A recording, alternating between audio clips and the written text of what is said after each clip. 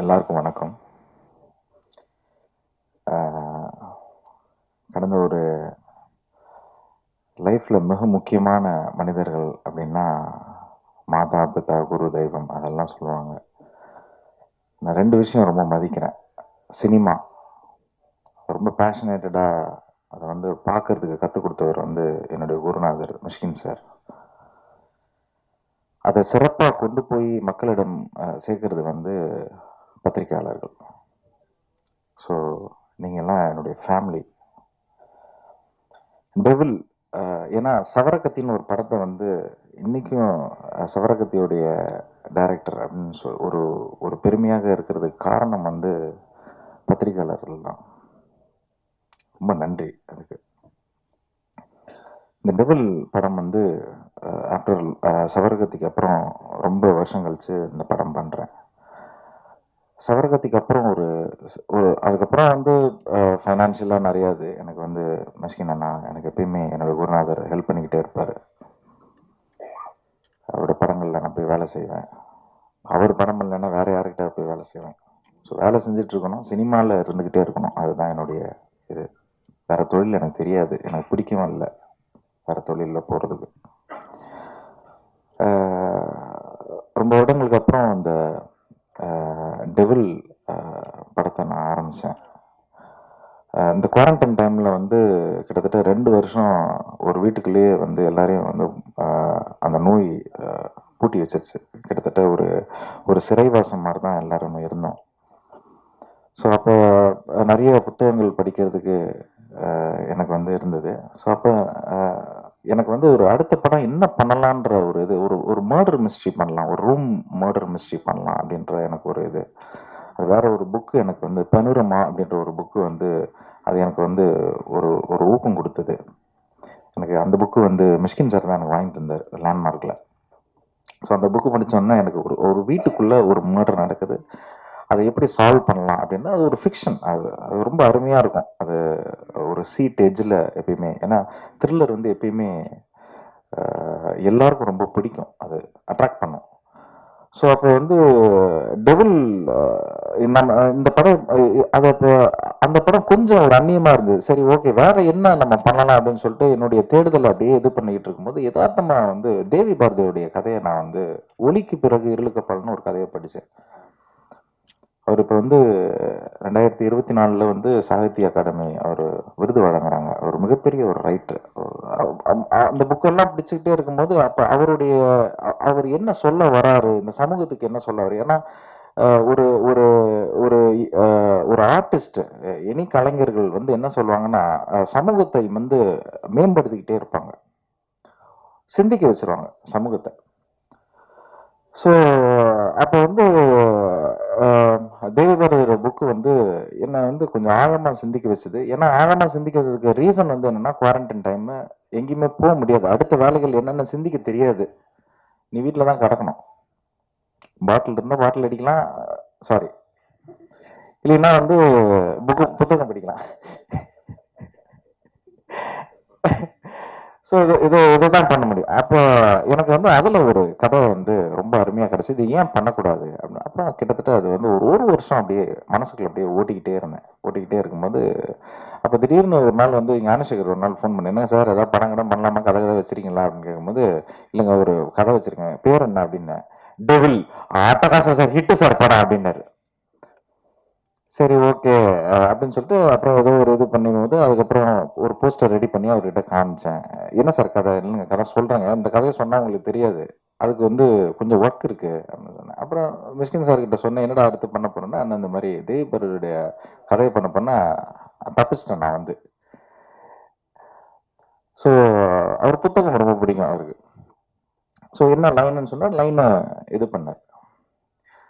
So அப்படிதான் இந்த devil உருவாச்சு. அதுக்கப்புறம் அதோடைய கருவை மட்டும் எடுத்துட்டு கொஞ்சம் ஸ்க்ரீன் பிளே வடிவத்தில் நாங்கள் கொஞ்சம் எனக்கு ஹெல்ப்பாக இருந்தவர் மணி சார், எம்கே மணி மிஷ்கின் சார் தான் சொல்லிவிட்டார், கொஞ்சம் போய் ஹெல்ப் பண்ணுங்க அப்படின்னு சொல்லிட்டு. ஸோ அவர் கொஞ்சம் நிறைய ஒர்க்லாம் நாங்கள் பண்ணோம். என்னுடைய அசிஸ்டன்ட்ஸு கிருஷ்ணா, பாலா அவங்கெல்லாம் கூட இருந்தாங்க.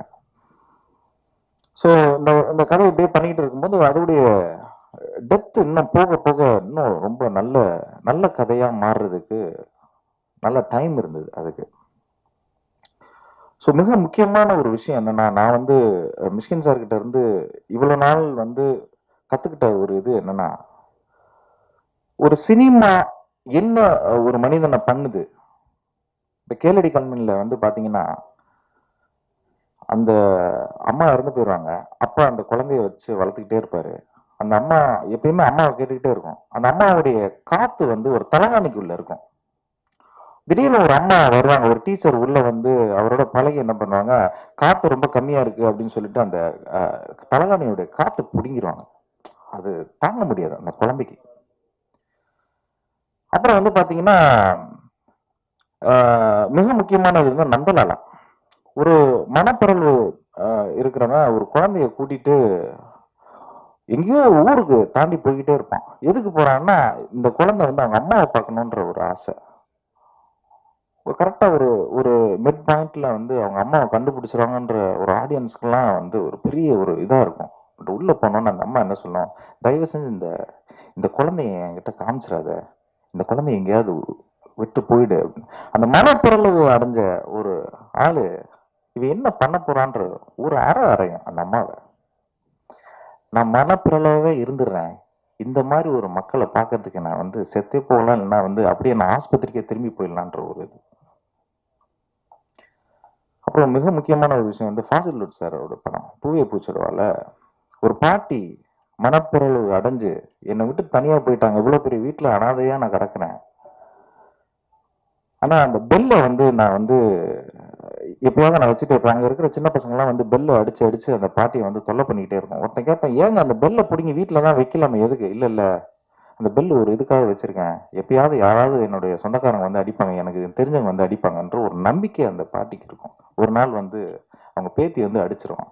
வாழ்க்கையில் இருக்கிற எல்லா சுகமும் அந்த பாட்டிக்கு கிடைக்கும். ஆனா போகும்போது அந்த பாட்டியோட வந்து இருக்கிற அந்த பெண்ணு ஒரு நாளைக்கு ஆஸ்பத்திரிக்கு போயிடுவா, அவ இறக்கப்படுவான்ற ஒரு இது அவ பாட்டிக்கு தெரிஞ்சிடும், ஆடியன்ஸுக்கு தெரிஞ்சு ரொம்ப அப்படியே ததும்புவாங்க அந்த இடத்துல. ஆஸ்பத்திரிக்கும் தூக்கிட்டு போயிடுவாங்க அந்த பெண்ணை, மயக்கம் பாலில் மயக்கம் கொடுத்து அந்த அந்த பாப்பாவை கூப்பிட்டு போயிடுவாங்க.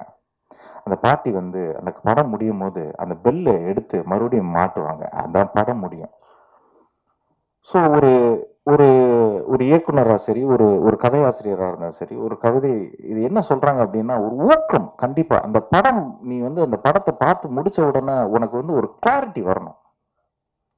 அது ஒரு புத்தகமா இருந்தாலும் சரி, ஒரு மியூசிக்கா இருந்தாலும் சரி, ஒரு ஒரு ஒரு மிக முக்கியமான ஒன்றை எலிவேட் பண்ணிடும். அது அது வந்து ரொம்ப முக்கியம் நான் நினைக்கிறேன். இதுதான் நான் வந்து மிஷ்கின் சார் கிட்ட இருந்து நான் கத்துக்கினது. அதாவது எங்க அண்ணன் கிட்ட நான் எதுவுமே கத்துனது இல்லை, பட் ஆனா என்னுடைய குருநாதர் கிட்ட வந்து நான் நிறைய இந்த விஷயங்கள் நான் கருத்துக்கினேன். இந்த டெவில் படம் வந்து கண்டிப்பா இந்த மாதிரி ஒரு உங்களை வந்து அந்த படம் முடிஞ்ச உடனே ஒரு எலிவேட் பண்ணுன்றது எனக்கு ஒரு நம்பிக்கை இருக்கு. அந்த நம்பிக்கை உள்ளதான் சார் வந்து மியூசிக் போட்டிருக்காரு, ரொம்ப அருமையா. எனக்கு இளையராஜா சாரோட ஒர்க் பண்ணணும்னு ரொம்ப ஆசை எனக்கு. அது என்னால அது பண்ண முடியல. அந்த அந்த இதை தீர்த்தவர் வந்து மிஷ்கின் சார் தான். அப்புறம் மிக முக்கியமானது வந்து என்னுடைய producers Radhakrishnan sir, Hari sir. ஏன்னா இந்த மாதிரி படங்கள் நல்ல படங்கள் அதெல்லாம் இது பண்றதுக்கு ஒரு நல்ல ஒரு ப்ரொடியூசர்ஸ் தேவை. அது என்ன புரிஞ்சுக்கிட்ட ஹரி சாருக்கு ரொம்ப நன்றி. மிக முக்கியமானவர் வந்து நம்ம என்னுடைய நண்பர் ஞானசேகர். அப்புறம் இது இந்த படம் வந்து நடக்கிறதுக்கு மிக முக்கியமான ஒரு பர்சன் வந்து என்னன்னா நம்ம ஸ்ரீகாந்த் அண்ணா. ரொம்ப நன்றி நன்றி அண்ணா. அப்புறம் என்னுடைய கேமராமேன் பற்றி சொல்லணும், ரொம்ப ரொம்ப அருமையாக பண்ணியிருக்காரு. நீங்கள் படம் பாருங்க, அவருடைய ஒர்க் நல்லா தெரியும். பூர்ணாவுக்கு வந்து ரொம்ப நன்றி சொல்கிறேன். ஏன்னா பூர்ணா வந்து கிட்டத்தட்ட எல்லா படங்கள்லையும் பூர்ணா இருக்கிறாங்க. ஏன்னா இந்த படம் வந்து எனக்கு எப்படி வரணும் அப்படின்னா, ஒரு மௌனராகம் அந்த மாதிரி ஒரு ஒரு டச்சில் எனக்கு அந்த ஒரு அந்த அந்த ஒரு ஃபீல்டில் இருக்கணும்னு எனக்கு ஒரு ரொம்ப ஆசை. அந்த அதில் ரேவதி ஒரு ஒரு இது இருப்பாங்க, அந்த அந்த ஃபீல்டில் எனக்கு நடிக்கணும் அப்படின்ற ஒரு இது. அதனால தான் அதை எனக்கு எழுதும் போதே பூர்ணா வந்துட்டாங்க. எனக்கு ஒரு ஸ்கார்சி வந்து எப்படி தேர்ந்தெடுப்பார், ராபர்ட் டினிரோவும் ஜோ பெஸும் எப்பயுமே நடிப்பாங்க அவங்க படத்தில். அது என்னவா இருந்தால் ஒரு சின்ன சீனாக இருந்தாலும் நடிப்பாங்க. ஸோ அந்த மாதிரி ஒரு நடிப்பு பேய் அவங்க. அதுக்கப்புறம் வித்தார்த் சாரை பற்றி நான் பேசணும். வித்தார்த் சார் வந்து இந்த கதையை வந்து நான் எடுத்துகிட்டு போனேன் சார். நான் கதை எழுதும் போதும் ஒரு வக்கீல் கேரக்டர் அது. அந்த அந்த வக்கீலில் வந்து ஏன் நான் வக்கீல் டேரக்டர் கூட கேட்டேன், ஏன் நான் வக்கீல் அப்படின்னாரு.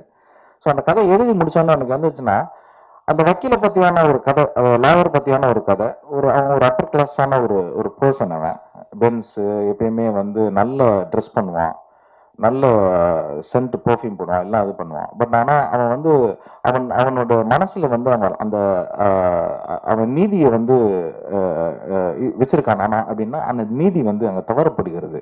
அதனால பெரிய பிரச்சனைகள் அவனுக்கு வந்து அவனுடைய வாழ்க்கையில் வருது.